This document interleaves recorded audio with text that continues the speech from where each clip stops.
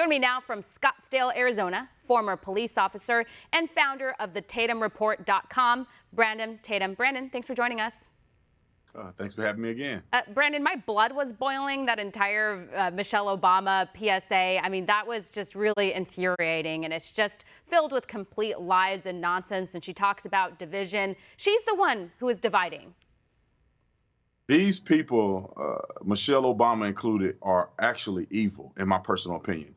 And when I say that a person is evil, it's because they know better, but they're deciding to push a rhetoric to divide this country and yet project it on somebody else. She fails to mention, as she tries to relate to the African-American community that's being oppressed or being targeted by, I guess, white people. She fails to mention that her and her husband have a house in Martha's Vineyard, that she was in the White House for 8 years because white folks elected them to be in office in a huge number. More people voted for her or voted for her husband as the president of the United States, more white people did than they did for Mitt Romney. So if you look at the truth and you look at the facts surrounding what's really going on, this should disgust every single American who watch her have the audacity to tell complete lies and to project the very thing that the Democrats are doing to America. And she wanted to make it clear that only a tiny little fraction of these protests and riots have been like violent or chaotic. I'm wondering if she's talking about the same protests and riots that we've been watching and covering and talking about on this show.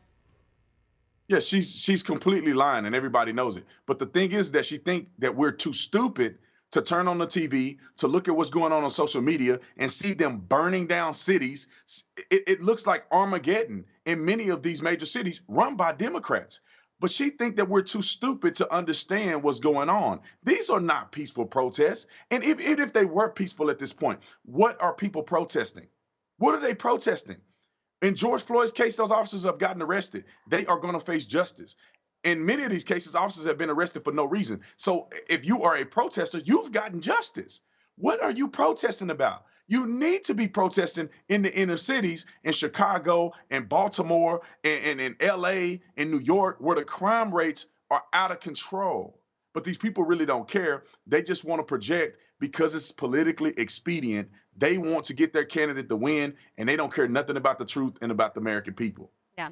Brendan, I don't know if you saw this. SNL is back on TV, and Megan Thee Stallion, she's an artist, she tried to make a political point on stage, and we have it. Roll it.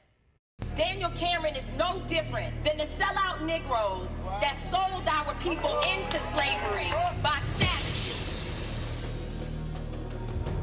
We need to protect our black women and love our black women.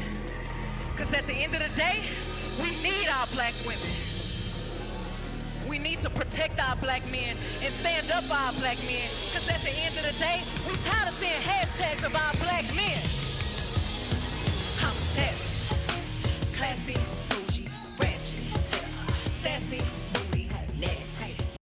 So anyways, she's going after the Kentucky Attorney General, Daniel Cameron, as she calls him a sellout. How offensive. If you have your own opinion and your own views and you're following that, all of a sudden you're a sellout. Yeah, it's crazy to me. They sit up there and say, we need to protect black men. Unless they disagree with us. Daniel Cameron is an exceptional individual. If you want to talk about history being made, he has made history as the Attorney General, the first black Attorney General in Kentucky. I believe in general, he's the first black Attorney General. But why can he not be accepted or received as an excellent black man just because he disagrees with a false narrative? The same thing with Ben Carson. Ben Carson is a legend. But because he associates with the Trump administration, they want to take his name off of schools. These people are so hypocritical, it's crazy. The same person that is promoting the degradation of black women are talking about defending black women. And then when a rapper shoots a black woman, I don't even remember their names, but people know what I'm talking about. A rapper shoots a black woman in the foot and nobody talks about it. Nobody's even bringing it up. It doesn't matter. When it's black on black violence, nobody cares. But it is a shame the way that they're treating Mr. Cameron, because he's very articulate. He's a very smart individual, and he did the right thing. In the face of adversity, he did the right thing. He should be celebrated and not hated on. Yeah. Well, and also in this video, she's talking about protecting black women and black men. Yet, you know, these same people aren't against abortion. They don't speak out against that. Right, 100%. They will not. They will not even speak out against the black on black violence in the inner cities. That too. They won't even talk about it. It won't get a hashtag. Nobody get a T-shirt. They're not showing up to funerals. They're not doing GoFundMe's. They're not doing nothing. They're acting as if it didn't happen. And if the cops never killed another black man, they never killed another black man.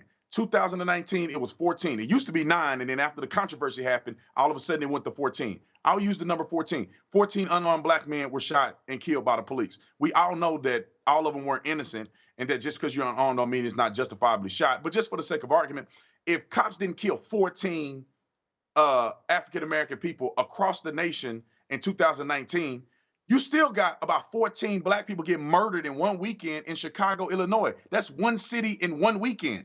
That's the sum of all deaths perpetuated that people claim to be unjustified by police. That happens in one city in the black community. They will never talk about it because it does not match their narrative. Yeah, well, and it's going to continue to get worse with these efforts to defund police, the attacks on law enforcement. I saw in Los Angeles an article yesterday that said crime is surging. So I wonder why, you know, and they pretend they don't know why. And also just how dishonest Michelle Obama is. I'm just looking at this article. It's like she doesn't read the news, doesn't open a web browser to see what's going on in the world.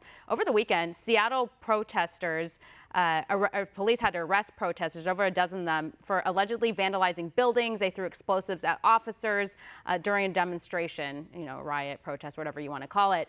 So anyways, it's really not that hard to find. It's so dishonest, it's so misleading, and again, she's definitely dividing the country with these type of videos. Well, Brandon, we're out of time. Thank you. Thanks for having me. Want to see more videos like this? Click on the link below and subscribe to One America News on YouTube, and call your cable provider and kindly demand that One America News is added to your lineup. Call and subscribe today.